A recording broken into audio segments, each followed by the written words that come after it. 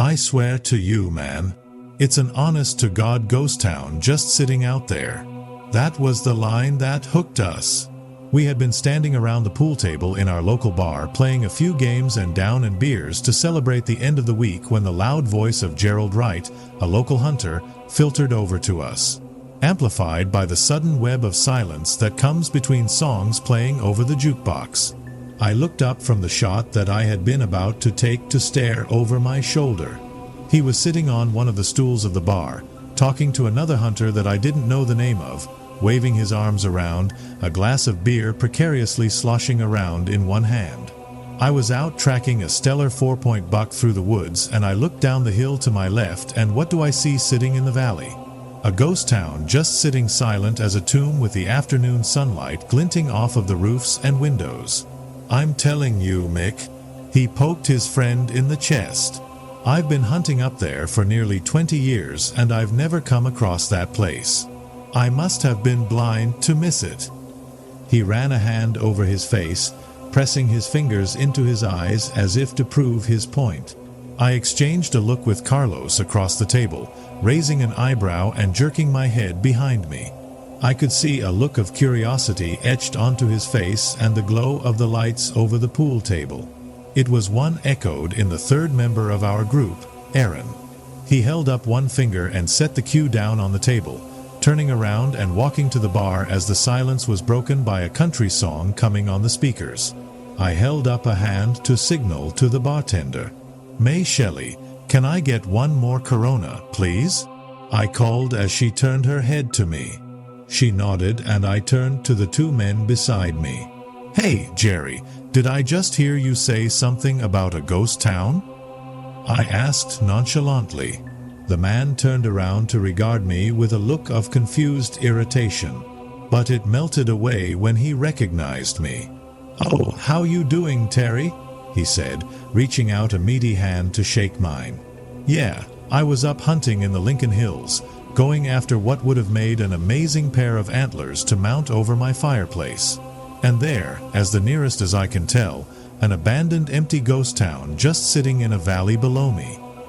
He scrunched up his brow and shook his head. The craziest thing, though, place didn't look all that old. I never went down there, but it looked new.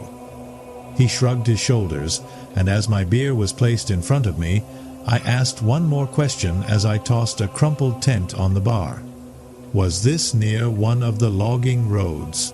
I nodded. Yeah, I could see the McKinley logging road off to the right actually, he said, and then turned to his friend. Shoot, we should go up there sometime while hunting Mickey Boy. Seeing my exit, I picked up my beer. I slapped Gerald on the shoulder and bid him good night, and then I rejoined my friends. You hear that? I asked the two of them as I leaned against the pool table and took a swig of my beer. They both nodded. Heck yeah, man, Carlos said, leaning up next to me. Aaron leaned down his pool cue. What are you thinking, bro? He asked. They both stared at me. I'm thinking, I began. I'm thinking that we got about 5 hours of daylight left before dark. I glanced at my wristwatch. Actually, 5.5 hours. Why don't we take a trip up there and check this place out for ourselves? Do a little bit of urban exploring. They shared a look between them and then shrugged. Beats staying around here all night. Aaron said, besides, imagine the views that we might get on YouTube for exploring a possibly undiscovered ghost town. Carlos added, this guy had a small but dedicated channel on YouTube where he showed off abandoned towns, mines, and other places, garnering a few thousand subscribers. Wait a minute though, Aaron interjected. Jerry said that it was up near McKinley Road. There's absolutely no freaking way my car is going to make it up there, and neither will Carlos's Explorer. Those ruts will tear them both apart. I tilted my head at him and then smiled and rolled my eyes. Oh, did you forget I've got my K5 back at my place? That thing will eat up those ruts and dips and make it there and back perfectly fine. They exchanged another look and then both split into grins. Well, then what are we still doing here? Carlos exclaimed, donning the last of his beer and throwing the bottle into a garbage bin. "Let's go." And with that declaration, we filed out of the bar into Carlos's Explorer and we drove to my house.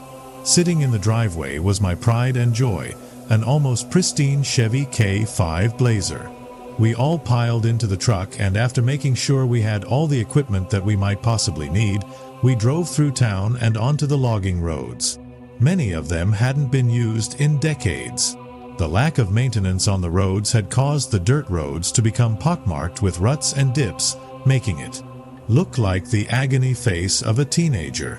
Trees stretched over the road, some interlocking with each other like wooden fingers, and they would occasionally scrape against the roof of the truck with a sickening sound as we passed through thick portions. Very quickly, much of the late afternoon sun became blocked by the thick foliage, leaving much of our drive in the shadows. As we drove, I pushed a CD into the player, filling the cabin with the voice of Willie Nelson. I navigated around the dips and dents, occasionally slowing to a crawl through them, and deep puddles where the road had been partially flooded by the previous night's rain. Aaron sat in the passenger seat, a yellowed old as hell map detailing the logging roads in his lap. I had bought it from a garage sale to help find my way around the backwoods when I went off-roading. Okay, if Jerry was right, it should be about 2 miles ahead of us. And if he saw it in a valley, he pointed to a trough detailed by the map. The only place that I could think it would be here in Barrett Valley. Carlos poked his head between us to look down at the map himself. "You ever even hear about an abandoned town out here before?" He asked the question addressed to both of us. We both shook our heads. For the next 10 minutes, the music was the only thing heard besides the rumble of the truck's engine and the scrape of the tree branches. And then it was broken by Carlos, pointing his finger past us and out the window. "Look," he said. It would have been so easy to miss, being almost completely overgrown, but he had spotted something. It was an offshoot road, clearly not having been used in even longer than the road that we were on. "A good eye," Aaron cried, turning around and slapping him. "High five." I stared at the road for a moment, though. I tilted my head sideways. There was a strange feeling that I was getting from looking at it. I couldn't place it exactly, but it just felt unnatural. Shaking it off, I turned off the radio and then reached down and shifted the four-wheel drive into low gear. "Well, here we go, guys," I said, and then turned it slowly onto it. I will forever kick myself in the butt for not paying attention to that feeling. I know now that it was an instinctive warning, one that I failed to heed. It became, if possible, even more slow-going. I could barely see the edges of the road as the bushes had already begun to regrow in the middle of it, a sign that nature had long since begun to reclaim this for itself.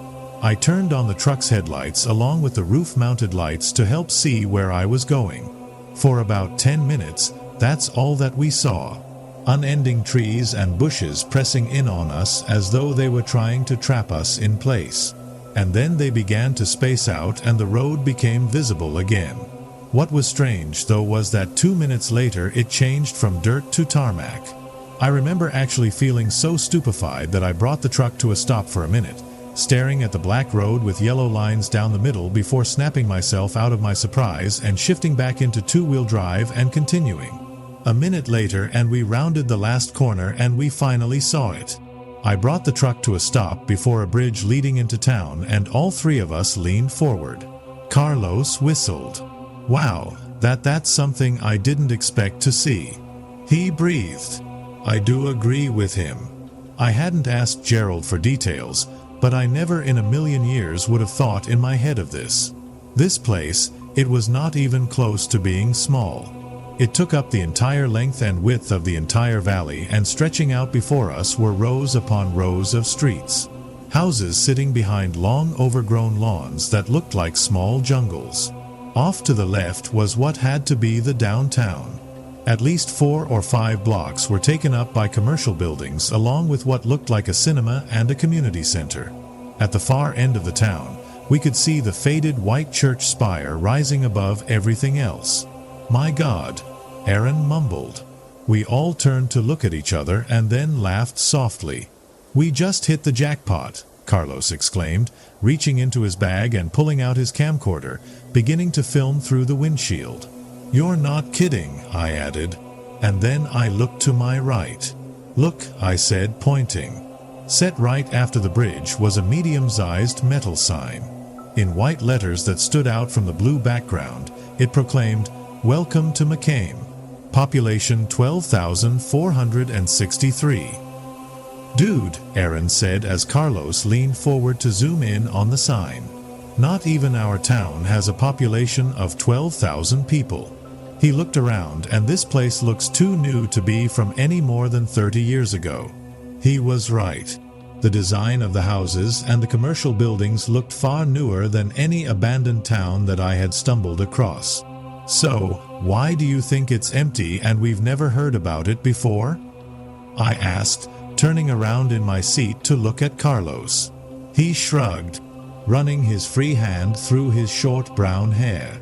Maybe it was a planned expansion of the area that never came to be. Maybe it was meant to be a new development, but the company or the people financing it ran out of money and they had to abandon it. The idea somewhat soothed the eerie feeling that gazing over the town had filled me with. Yeah, Carlos is right. He has to be just some rich idiot's pet project that bankrupted him. Repeating that thought in my mind, I slowly pressed on the gas and we crossed over the bridge, which rattled slightly into town. Now, if you during the pandemic ever got to see how eerie it looked to see what should have been a populated area completely deserted, take that and amplify it 10 times and you'll have an idea of how it felt to drive through Mckame. The noise of the truck's engine and exhaust bounced and echoed off the buildings and surrounding hills back at us through the open windows that we had lowered to let the cool air inside and for Carlos to film. We crisscrossed through some of the residential streets at first, looking to see if we could see any abandoned cars parked in the driveways or anything of the sort, but we never saw anything. All we saw were the houses, all which seemed to have a relatively modern design to them, but aged by the elements, paint ripped off the sides and gutters hanging precariously off the roofs. More than a few had their windows broken. I noticed that some were broken inwards instead of out, as I saw no broken glass among the tall grass and weed-infested front yards. Then we stopped at the church. Its white paint was fading as well, and the front door stood wide open. We could see inside where, visible in the slight gloom, many of the pews had been upturned. The pulpit had been destroyed, likely by vandals, I thought, and the statue of Jesus crucified on the cross was barely visible behind its remains, having been knocked to the floor. I shifted my eyes from the mess inside to the announcement sign at the end of the walkway leading up to it. The glass had fogged up with many years of disuse, but I could just barely make out the white letters which had been set up behind it. "Save yourself from the pestilence. God is here to offer you salvation." I couldn't understand why, but I unwillingly shuddered reading it, a chill shooting up my back. The other guys had noticed it as well. What the heck did they mean by the pestilence? Carlos asked, zooming in on the sign. "Heck have I no?" I said, for some reason, unwilling to look back into the church. The shuddering feeling came over me again, to use the old phrase. It felt as though someone had just walked over my own grave. Aaron looked at his phone. "Well, we have about 2 hours of daylight remaining. You want to go and check out the downtown?" I let out a deep breath I hadn't realized I had been holding and then nodded. "Yeah, why don't we go check that out and then get back to town? I honestly don't want to drive those logging roads after dark." They accepted my answer and turned away, but I knew I had been full of crap. It had nothing to do with the logging roads. It was here that I didn't want to be when the sun went down. I put the truck in drive and, with just a little too much of a push on the gas, pulled away from the curb. We drove back down the main boulevard towards the downtown area. About 5 minutes later, we had pulled into a faded parking space in the downtown square. Dirty windows concealed of the surrounding buildings' interiors, but the signs above, as broken and as dirty as they were, still showed what they had been. Just from our space, we saw a laundromat, a library, the town newspaper building, what looked like a video rental store, a repair garage, a convenience store, and at the end of the square, the community center. "Hold on," I said, shutting the truck off and pulling the key from the ignition. Using another key on the ring, I unlocked the center console and opening it pulled a small black case from it. I opened it, revealing a silver handgun. "Well, dang," Aaron exclaimed. I snorted and then held it up as I picked up 2 magazines from the box as well. Beta 92 FS Inox, and don't leave home without it. I pulled a holster from under the driver's seat and with a little wiggling hooked it onto my thigh. I slapped a magazine into the gun and then clipped it into the holster, stuffing the extra one into my shirt pocket. "Not taking any chances, are you?" Carlos asked, lowering his camera. I shook my head. "Not around here where there's a large wolf population. Last thing that I need is to explore this place and get ambushed by a wolf or a cougar, which took up residence somewhere." Kicking open my door, I hopped out and made my way to the back of the truck as the others followed. I opened the tailgate and reached inside, pulling out another case inside, which revealed a hunting rifle along with 3 high-powered flashlights. I handed Aaron the rifle along with some extra ammo. And then I passed out the flashlights just in case. I said to Carlos, who looked perplexed at the firearms, "The guy's only lived out here 5 years. He doesn't know why it's a good idea to carry out here all the time, especially after the Connors incident." I winced as I recalled the wolf attack on the now dead hiker. "So, where do you want to start?" I asked, glancing at my watch. "We've got about an hour or so to check this out if we want to get back before nightfall." The 2 of them looked around, Carlos already holding up his camera. "Well, I was thinking of starting with the library and then making my way to the newspaper building. I could help to find out when this place was abandoned from there, if this place ever even had residents." I scrunched up my mouth a bit. I loved libraries, but I spent enough time in one in a living town, let alone one long since deserted. I glanced around. "Okay, here's what we'll do then. You 2 go check out the library and the newspaper office. Watch your backs and don't get separated." I motioned down the other end of the square. "I'm going to go check out the garage and the video store." Carlos gave me a worried look. "How are we going to stay in touch though in case anything happens?" I reached back into the truck before slamming the tailgate closed. I handed Carlos a radio. The second I clipped onto my belt before turning it on. "That's how I said before tapping it. Keep it tuned to channel 4. "That's what I'm on." They nodded and after a final exchange of "be safe," we parted ways. I watched them walk across the road and climb the steps to the massive wooden front doors of the library and then began walking down the middle of the road after they slipped inside. Now that I was alone, the town seemed to have an even more eerie feeling to it. This place doesn't feel like one that was built and then just abandoned.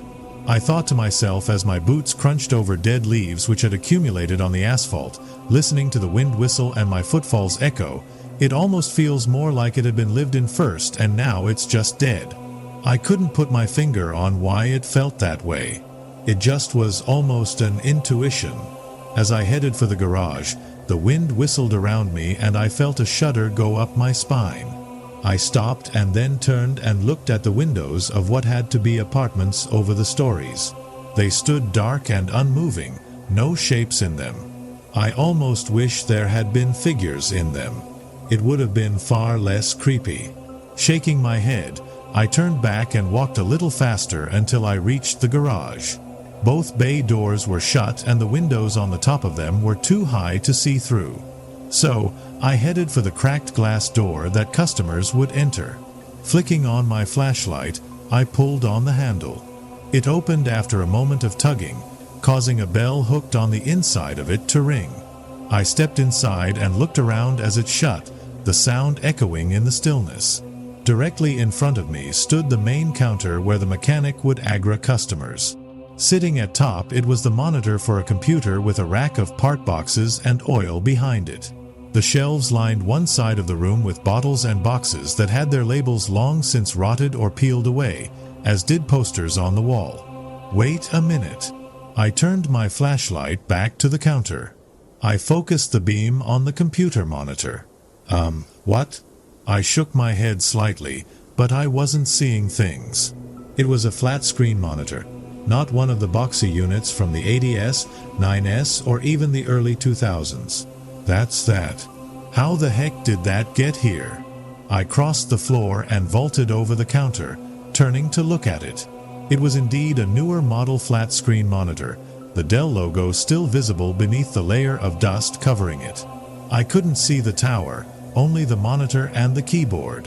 Shaking my head, I turned away and stepped through the door leading to the repair bays. I shone the light around the dark, expansive room. A beam glinted off something metal in the far bay. It was a vehicle sitting up on the far left. I crossed the room quickly, stepping over spilled oil and other fluids until I stood just below it. I felt an even larger sense of confusion and shock course through me as I stared up. What is that? I wasn't looking at an older car or a truck. I was looking at a Cadillac Escalade, and not one of the older ones either. It was one of the brand new Escalades, the generation that had only been out for 2 or 3 years now, but it looks much older than that. The undercarriage was coated with what had to be years, if not decades, of rust and corrosion, and the paint on the side was faded, as though it had sat outside in the beating sun for countless summers. Feeling a massive sense of unease sweep over me, I stepped around the back and aimed the light at the license plate on the back of the SUV. The sticker on the plate indicating what year it would expire was illegible. It had faded too much to read. The feeling of insects crawling under my skin increases, and I turned and quickly left the garage, banging open the door a little too hard and causing the bell to jangle loudly. The sound ricocheted off the buildings like a gunshot, and I froze for some reason, holding my breath. Another shiver went up my spine, and I looked around, but the streets remained empty. Reaching down, I pulled the radio from my belt and pressed the transmit button. "Hey guys," I called, my voice shaking slightly. There's something really rather weird going on here." The radio crackled with static. "Yeah, you're telling me." I heard Carlos's voice filter through. "There's what looks like newer computers at the circulation desk for the library, and some of the books we found neither of us had ever heard before in our lives." I heard him laugh, still holding down the button. "This place is wild. I've gotten some great footage of it all." I spoke into the radio, willing my voice to stay level. That's great, man. You guys ready to get out of here now?" The answer I received was not the answer that I wanted. "Oh, just give us 5 more minutes, Terry, please. We just entered the newspaper office and this is our last stop." I wanted to tell him to take that newspaper office and shove him up his, but I couldn't. He was my friend and he sounded too excited. "Just give them 5 and then you can be gone." I thumbed the radio. "All right, but only 5 minutes." "Okay, copy that," I heard Carlos say, but behind that I heard something else. I heard what must have been Aaron coughing heavily. "Hey, Aaron, you all right?" I asked. "Oh, yeah. He's fine. We must have kicked up something from the library floor," he said, and then clicked off the radio. "Well, that's great," I thought, sighing and looking around again. A cold gust of wind hit me and I pulled up my collar to shield myself. I hate how this place feels so dead. Not wanting to remain out in the open, I strode quickly back across the square to the video store. All I wanted to see in here anyways. Looking up, I could barely make out the name. Nostalgia Video. Pulling open the dirt-smeared door, I stepped inside and shone my light around. There was a circular desk at the front of the store with aisles stretching out behind it. I began to walk towards it when the light reflected off of something stuck on the inside of the windows. I turned and saw that it had reflected off dust and dirt-covered movie posters. Maybe see what movies they were advertising last. Trying to take my mind off the sense of uneasiness slowly being replaced with dread, I crossed the room and using the sleeve of my coat, wiped away enough so that one could be read. Stepping back, I stopped, trying to process what I was looking at.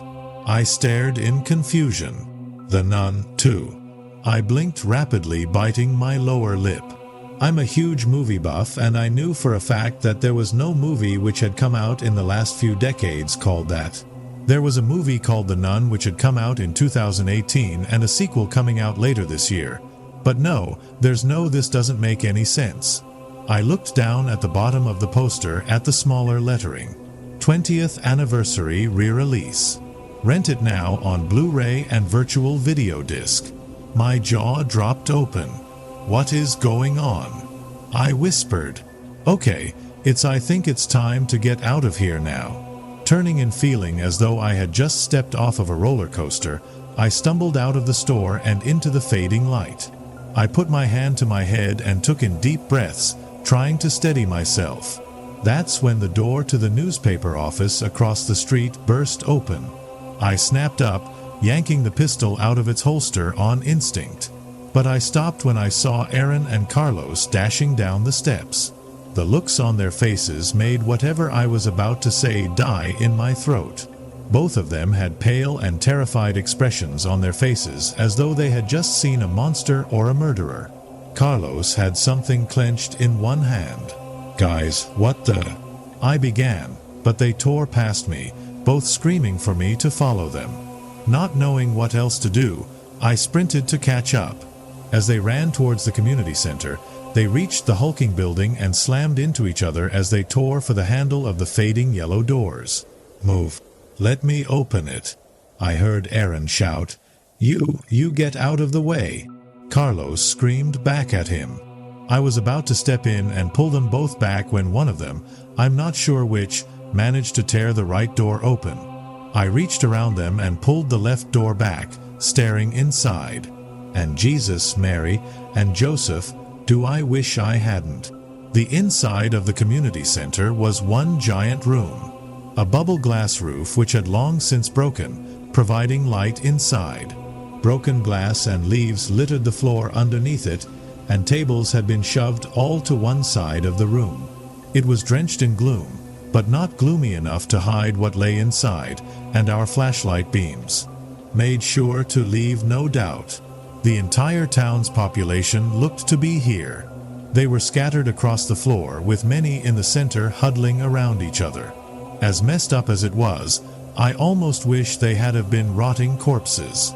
It would have shown that they hadn't been dead for long, but they weren't. They were all skeletons. I could see the bones of families huddling together with tattered, torn clothes on, parents holding their children. What had to be couples embraced each other while still others curled up alone hugging their own knees. The worst ones were the few who laid slumped against the walls, a pistol in their hands, and what appeared to be a bullet hole in the back of their skulls. I began shaking, feeling as though someone were pouring ice water down my back non-stop. And behind them was a white banner, one which read in black letters, "Emergency Shelter." I looked from the horrifying sight to Carlos, my eyes wide and my breath coming in ragged gasps, trying to find something. I don't know what in his gaze. He looked at me, his eyes as wide as mine, and wordlessly handed me what he had been holding. As I stared at it, I felt my jaw drop open and the flashlight that I had been holding fell from my hand, smashing and breaking on the pavement. For a moment longer, we all just looked at each other, the only sound heard being the ghostly whistle of the wind. And then we ran. We all dashed across the square, the sound of our feet echoing in the deathly stillness. Reaching the truck and left inside, jamming the key into the ignition, I slammed on the gas, almost flipping the truck from how sharply I turned the wheel. I swerved onto the road leading out of town, sending it airborne over the bridge before crashing back down in a shower of sparks. My camera, Carlos cried suddenly, looking behind him. But there was no way that I was going back for it. I kept my foot down, smashing through the bushes and trees until we came to the logging road. And then I turned onto it, not caring about my truck at all. Flew down it back to town. As soon as we had made it back, I immediately drove to the police station. I must have looked like an absolute madman bursting through the doors, but luckily the sheriff knew me and didn't pull his gun on me. Stammering, almost blubbering, I managed to get out what I could. I knew I sounded absolutely insane, but I needed to tell them. I had to. I could tell they didn't believe a word that I said, but even still, they still sent a few deputies up into the hills with their off-road cruiser to investigate. When they came back, they shrugged their shoulders at me. "There's nothing up there, Terry," one told me. "Nothing but an empty valley." I wanted to press, but I let it go. They had just assumed that we had had one too many drinks, maybe even eaten some mushrooms, and ended up seeing things. In the back of my mind, I knew they would never find anything, even though I had wanted them to. There was a reason for it. The object that Carlos had handed me, which I had suddenly dropped as I ran, it had been a yellowed newspaper. The headline read, "National Death Toll Rises to 190 Million as President Declares Martial Law." But that wasn't what cut through me like a knife, making me feel as though all I knew and believed about reality was crashing down around me. It was the date at the top of the paper, July 22nd, 2047. That was over a year ago. When they had come back and told us that they found nothing, the three of us made a pact, vowing to never speak again about what we had seen. We all felt that it would be better that way. So why, after all this time, am I breaking it? Why am I posting my experience here and telling all of you when I've spent months trying to drown myself in booze in an attempt to forget? My guess as a warning for two reasons. The first being thanks to this site. I just recently learned about the concept of a time slip, an overlap of the past or future and the present. And second, because last week there was a town hall meeting, it was to introduce us residents to a wealthy landowner who had just moved here. I went out of sheer curiosity. He spoke about how he had purchased a large slice of former logging land to develop a new town, one to attract more people to our area. He even showed artists' renditions of what he wanted it to look like. When I saw them, I felt myself begin to violently shake as the dread I felt that day returned in spades. At the top of the concept art was the name he intended to choose for it. Take 3 guesses what it was. Justin Vav, Swag SWTV, Omni Robex, Dino, yours truly, Andrew Harrington, Malcolm Black, Mark Norman, Dory, Kathy, Swad, Mina, Tio, Sleepy, Shy, Richard, Eldridge, Jimmy Griffin, Leon, Sonic GMD, that one would spit me screaming Massacre 91 son Caleb. Never enough.